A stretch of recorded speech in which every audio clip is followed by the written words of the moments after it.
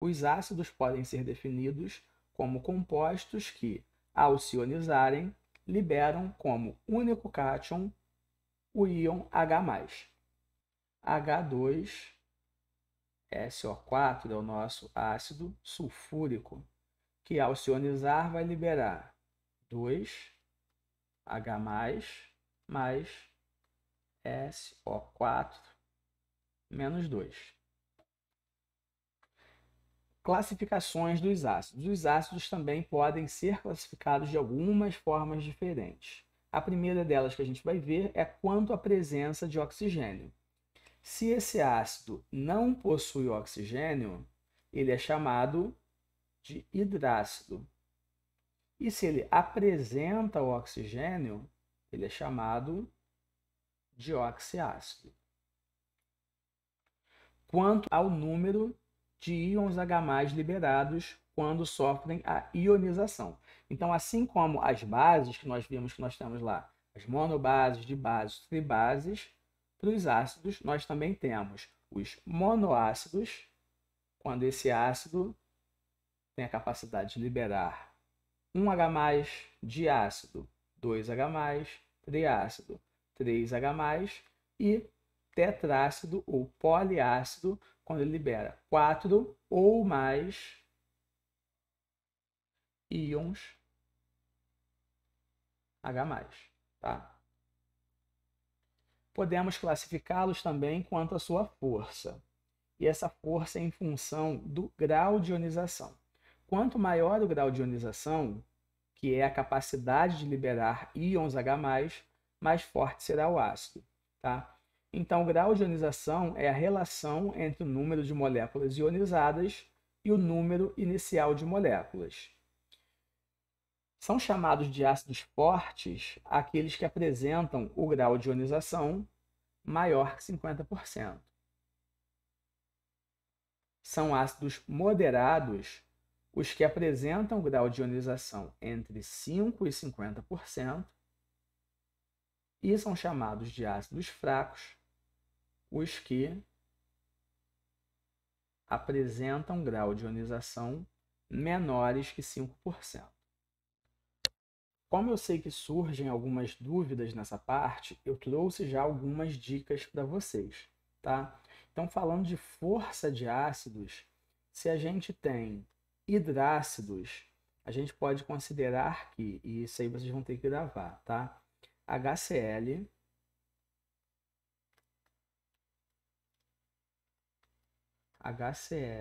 HBr e HI são fortes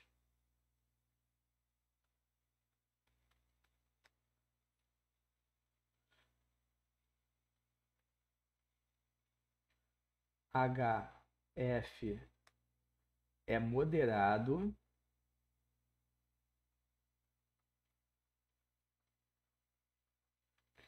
e os demais são fracos.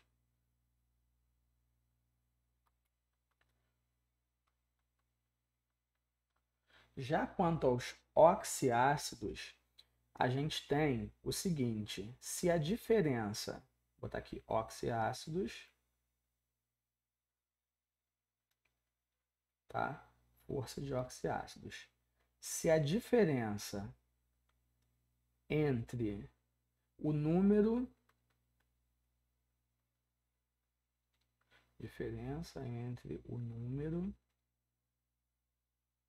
de oxigênios e hidrogênios for maior que 1,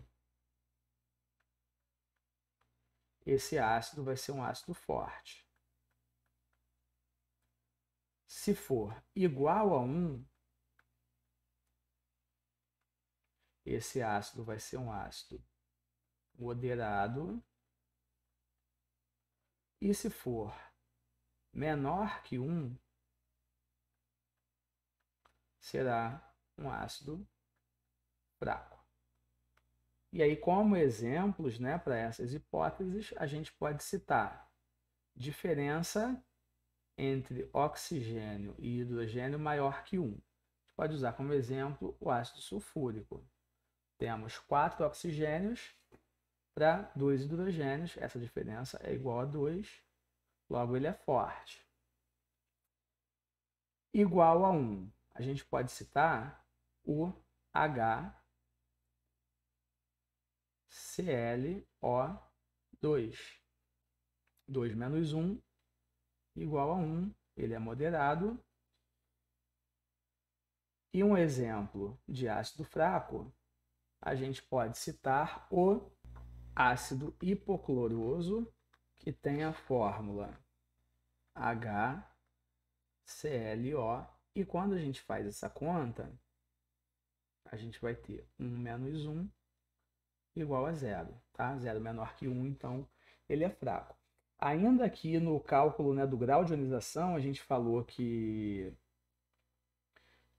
é a relação entre o número de moléculas ionizadas e o número inicial de moléculas. Isso também causa, né, alguma dúvida. Então, se a questão, né, se o enunciado da questão diz para você assim, ó, inicialmente,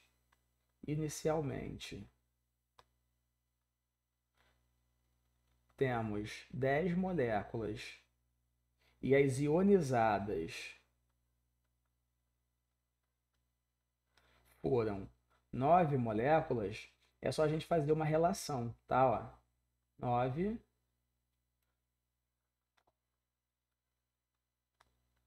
9 sobre 10 igual a 0,9 vezes 100, para passar para percentual, igual 90%, tá? Aí a gente cai nessas questões aqui, ó. Se maior que 50%, esse ácido será um ácido forte, tá? Então a gente só precisa relacionar o número inicial de moléculas com o número total de moléculas e jogar para uma base percentual e aplicar essas regrinhas aqui, né, de que maior que 50% é forte, entre 5% e 50% é moderado e menor que 5% a gente vai ter um ácido fraco.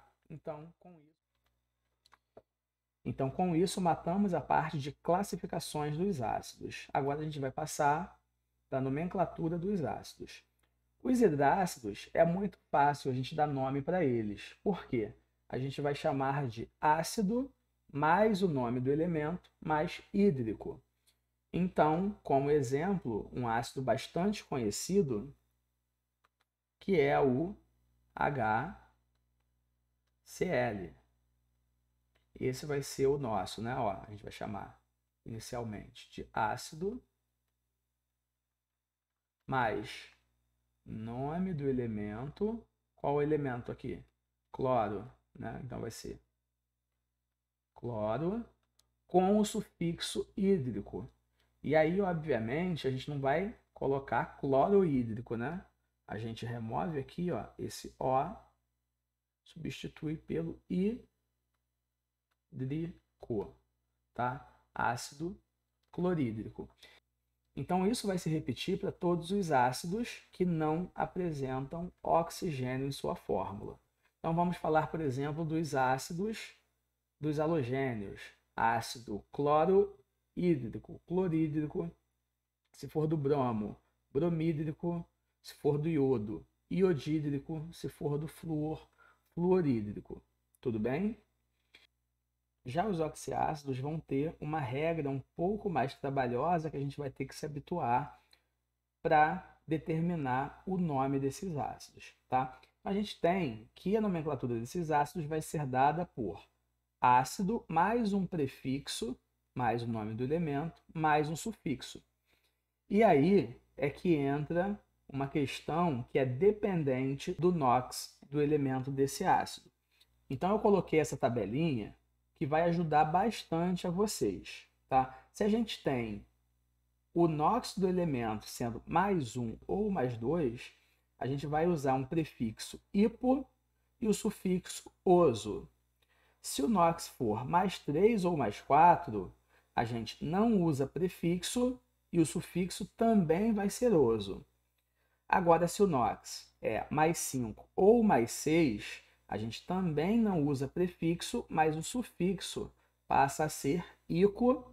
E se a gente tem um NOx igual a mais 7, a gente vai usar o prefixo per e o sufixo ico.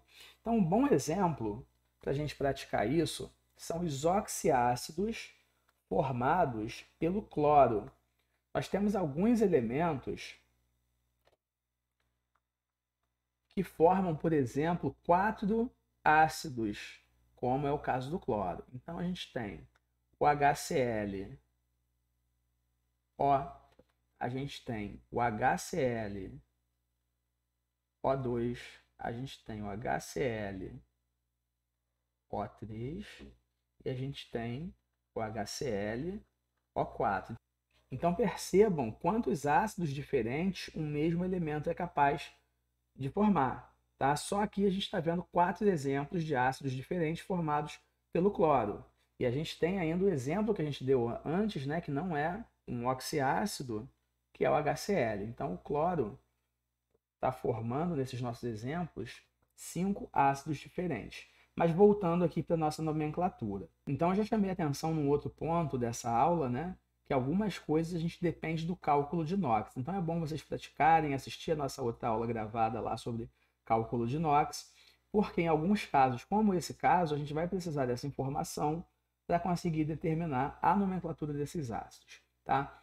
Então a gente já viu que alguns elementos têm NOx fixos, outros elementos têm NOx que quase não variam, como por exemplo o oxigênio. Via de regra, a gente usa o NOx -2, né? E aí a gente já viu lá nos peróxidos que ele vai ser -1 e superóxidos ele vai ser -0,5, mas isso é exceção. E a gente viu também que o hidrogênio, exceto no caso dos hidretos, ele vai ser +1. Então, quanto que fica, né, o NOx desse nosso elemento central aqui, que é o cloro? Lembrando que a soma dos NOx de todos os átomos da nossa molécula neutra tem que ser igual a 0. Tá? Então, a gente tem aqui -2 mais 1. Para dar 0, falta quanto? -2 mais 1 dá -1. Então, esse cloro ele tem que ser +1. Então, a gente tem aqui o NOx +1 ou +2. O prefixo vai ser hipo e o sufixo vai ser oso. Então, esse nosso ácido aqui, ele vai ser o ácido hipocloro, que é o nome do elemento central, mais o sufixo oso, cloroso, tá? Ácido hipocloroso. Se a gente for seguindo essa linha de raciocínio, a gente vai ver que aqui a gente tem o NOx -2 vezes 2, que dá -4, mais 1. O NOx desse elemento central, que é o cloro, vai ser +3. E aí a gente volta na nossa tabelinha, +3 ou +4. Sem prefixo e com o sufixo oso. Então, esse vai ser o nosso ácido cloroso. Percebam a diferença. Aqui a gente usou o prefixo hipo e aqui embaixo não. E aí, seguindo esses cálculos, agora eu já não vou detalhar tanto, mas vocês já conseguem fazer esse cálculo, vocês vão ver que para esses dois ácidos, a gente tem o cloro aqui com NOx +5 e aqui +7. E aí, mais uma vez, a gente volta na tabela e vê que +5, eu também não uso prefixo, mas eu passo a usar o sufixo ico. Então, a gente vai ter o ácido clórico